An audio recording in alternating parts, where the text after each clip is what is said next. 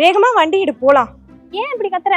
நானும் எவ்வளவோ Dress ஏறி இறங்கி போய் வாங்க பார்த்தேன், எனக்கு எதுவுமே செட் ஆகல. வண்டி எடு போலாம். அப்படியா?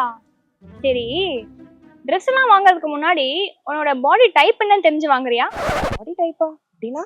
எல்லாருமே இந்த விஷயத்துல மிஸ்டேக் பண்றாங்க. ஒவ்வொருத்தவங்களுக்கும் ஒவ்வொரு விதமான பாடி டைப் இருக்கும். மொத்தம் 5 டைப் ஆஃப் பாடி டைப் இருக்கு.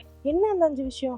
ரெக்டாங்கிள் இருக்கு, இன்வெர்டட் ட்ரையாங்கிள் இருக்கு, ஹேர் கிளாஸ் இருக்கு, பியர் ஷேப் இருக்கு, ரவுண்டா சர்க்கிள்னு சொல்லுவாங்க. இந்த 5 டைப்புமே பார்த்து தான் வாங்கணும். 5 டைப் இருக்கா? ஆமா. இதை எப்படி கண்டுபிடிக்கிறது? இப்போ ரெக்டாங்கிள்லாம் எப்படி இருப்பாங்க? ரெக்டாங்கிள் ஷேப் ஒரு ஸ்ட்ரக்சரே இல்லாம இருப்பாங்களா? அவங்கலாம் என்ன பண்ணலாம் அப்படின்னா அதுக்கு ஏத்த மாதிரி ஸ்டைலிங் போடலாம். இப்போ ரெக்டாங்கிள் ஷேப்புக்கு ஒன்று ஃபிட்டாக போட்டால் ரெண்டுமே வந்து ஸ்கின் ஃபிட்டு அந்த மாதிரி டைட்டாக போட்டுடணும். இல்லை அப்பர் பாடியும் சரி லோயர் பாடியும் சரி ரெண்டுமே லூஸாக போடணும். ஏன்னா அவங்களுக்கு அப்பர் பாடியும் ஒய்டராக இருக்கும், லோயர் பாடியும் ஒய்டராக இருக்கும். ஸோ அதுக்கேற்ற மாதிரி ஃபிட் போட்டால் பெர்ஃபெக்டாக இருக்கும். இதில் இன்னொரு விஷயம் எல்லாருமே வந்து நோட் பண்ண வேண்டியது, மொத்தம் 3 ரைஸில் போடுவாங்க. High rise, low rice, middle rice அப்படின்னு சொல்லுவாங்க. ஹை ரைஸ் அப்படின்னா தொப்புளுக்கு மேலே போடுறது, மிடில் ரைஸ் அப்படின்னா தொப்புளுக்கு 1 இன்ச்சு கீழே போடுறது, லோ ரைஸ் அப்படின்னா தொப்புளுக்கு 6 இன்ச்சு இல்லை 4 இன்ச்சு கீழே போடுறது தான் இது. இதுக்கேற்ற மாதிரி ஃபிட்டை போடணும். அடுத்து என்ன சொன்னேன்? Pier shape. பியர் ஷேப்னா எப்படி? அப்பர் பாடியை விட லோயர் பாடி கொஞ்சம் ஒய்டராக இருக்கும். அப்போ அதுக்கேற்ற மாதிரி காஸ்டியூம் போடணும். இப்போ அப்பர் பாடி வந்து ஒய்டராக இல்லாமல் லோயர் பாடி ஒய்டராக இருந்துச்சுன்னா லோயர் பாடியில் மட்டும் நீங்கள் வந்து லூஸ் ஃபிட் போடணும், அப்பர் பாடியில் டைட் ஃபிட் போடணும். இது பர்ஃபெக்ட் மேட்சாக இருக்கும். இவங்க வந்து மிடில் ரைஸும் லோ ரைஸும் யூஸ் பண்ணுறது பக்காவாக இருக்கும். அடுத்து வந்து என்ன சொன்னேன்? Inverted triangle. இன்வெர்டட் ட்ரையாங்கிள்னா என்ன? அப்படியே ட்ரையாங்கிளை கவுத்தி போட்ட மாதிரி ஒரு ஷேப்.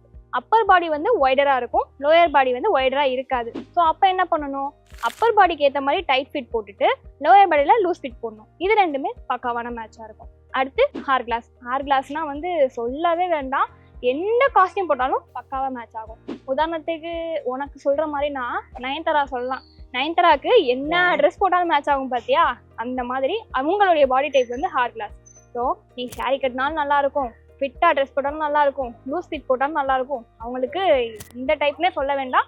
அதே மாதிரி அவங்க யூஸ் பண்ணுற ரைஸ் வந்து ஹை ரைஸும் யூஸ் பண்ணிக்கலாம், மிடில் ரைஸும் யூஸ் பண்ணிக்கலாம், லோ ரைஸும் யூஸ் பண்ணிக்கலாம். இதில் எது யூஸ் பண்ணாலும் அவங்களுக்கு பக்காவாக இருக்கும். அடுத்தது கடைசியாக பார்த்தேன் அப்படின்னா சர்க்கிள் ஆர் ரவுண்ட்னு சொல்லுவாங்க. அதாவது ஒரு சப்பி கேர்ள் அப்படின்னு சொல்லுவாங்க பார்த்தியா? உன்ன மாதிரி நானும் ஒரு கேட்டகரி. அதுல உன்ன மாதிரி சப்பி கேர்ள்ஸ்லாம் என்ன பண்ணலாம்னா லூஸ் ஃபிட் போட்டா ரெண்டுமே லூஸாக போட்டுக்கலாம், டைட் ஃபிட் போட்டா ரெண்டுமே டைட்டாக போட்டுக்கலாம். அப்படி இருந்தால் தான் அவங்களுக்கு வந்து கரெக்டான பாடி ஸ்ட்ரக்சர் கிடைக்கும். ஸோ இதை பார்த்து தான் நீங்கள் ஸ்டைலிங் பண்ணுமே தவிர உங்களோட வெயிட்டை பார்த்தோ இல்லைனா மெஷர்மெண்ட்டை பார்த்தோ நீங்கள் ட்ரெஸ் வாங்கவே கூடாது. இவ்வளோ விஷயம் இருக்கே, மறந்துட்டேன் பார்த்தியா? இவ்வளோ விஷயம் இருக்குது. இது எல்லாமே தெரியாமல் தான் எல்லாருமே போய் ட்ரெஸ் வாங்குறாங்க, அதுக்கப்புறம் பத்தலன்னு சொல்லிடுறாங்க. இப்ப நான் வேற வாங்கிட்டு வந்துட்டேனே. வாங்கிட்டு வந்துட்டியா? சரி நான் வச்சுக்கிறேன். இப்ப ஜிபே பண்ணு. ஐயோ ஜிபே கேட்குறாளே, அப்புறம் பண்றேன்.